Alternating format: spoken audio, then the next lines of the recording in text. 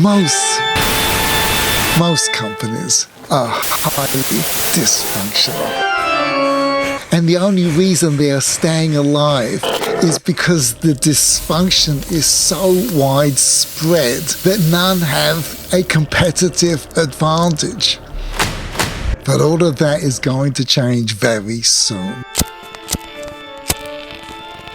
Please listen, because you not only expect but need every one of your employees to look out for the goals, possibilities, and opportunities that can help you gain market share, from the janitor to the president of the company.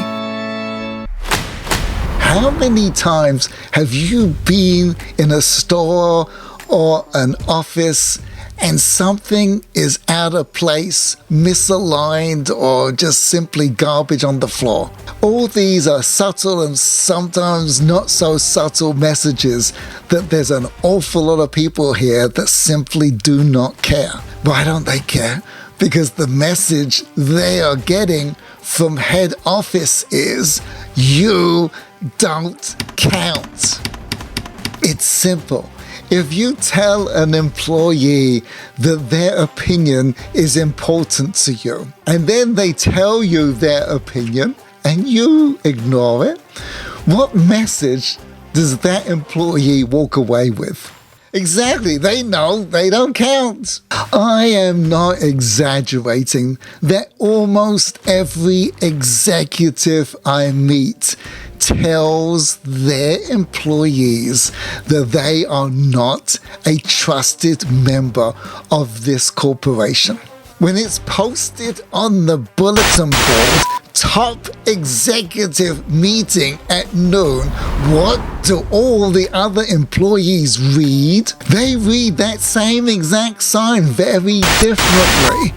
Anyone who is not trusted to hear what is being discussed is not invited. If you don't believe me, go ask the people who are not invited. They will tell you. I have personally seen very talented people quit because of these subtle messages that most companies engage in. Every time you have a meeting where there are people who are not invited, you are sending a very clear message to everyone else. We do not trust you nor value you. You have nothing to say that we want to hear while we make these important decisions. Nevertheless, keep working hard.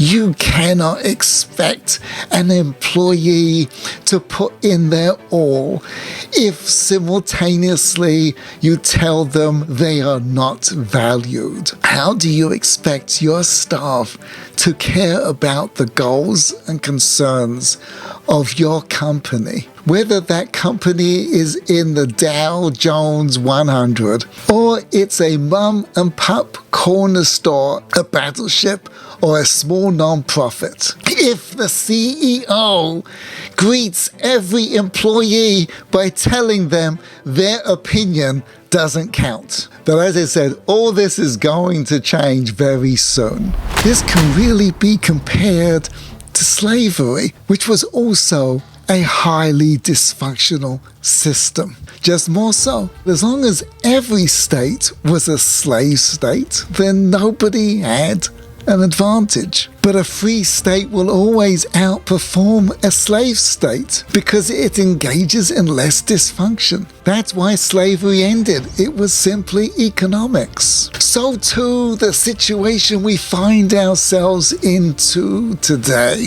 What do all these companies have in common? Apple, Airbnb, Intel, Google, Microsoft, Tesla, Facebook, Twitter, YouTube, PayPal, Amazon, eBay, and Uber. They are the new free states. They are the market leaders and they work in teams. They know very clearly the more people you have in the room, the higher the stock price goes up. James Manyika, an economist out of McKinsey, made this very point. Why are all these companies exclusively American? Because, as he points out, America is ideally situated to take advantage of this concept. Every other company in that same industry is trying to compete, but how are they doing it? It's like the slave state trying to compete with the free state by buying more slaves. You can't employ enough people so that your company starts thinking like Apple or Google. This point is so crucial that God wrote it into the Torah. Chapter 1, verse 26. When God himself created man, he formed a committee and took advice from all the other creatures. Now, relative to God, a monkey has very little to say. What do you think? A hyena is going to advise God about how to make a man? Like, give him a better sense of humor? But that is not the point. If you want to build a Dreamliner airplane, you need a team, not the smartest person in the world. This is something Eric Schmidt, the former CEO of Google, said. The best engineers are not the smartest engineers. The best engineers are the ones who know how to work in a team. But even if you work in one of those dysfunctional companies or you're self-employed, you can nevertheless use this principle. King Solomon said, 2 are better than 1. He didn't mean 2 diamonds are better than 1 diamond, or $2 million is better than $1 million. You don't need the wisest man in the world to tell you that.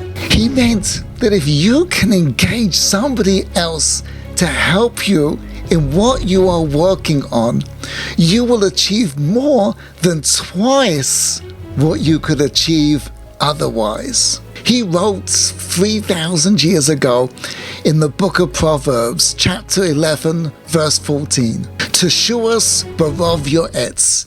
The solution comes from much advice. Not a solution, the solution to what you are struggling with. The more people you can talk to, the more people you can get advice from, even if they have no specific expertise in what you are dealing with, will bring you to the solution. I can tell you from personal experience how true and valuable that advice really is. There are only 2 types of businesses. The type that is run by only one person, but the future belongs to teams. As King Solomon's father, King David, said, Hinei matov u'manayim. Oh, how wonderful it is when people work together.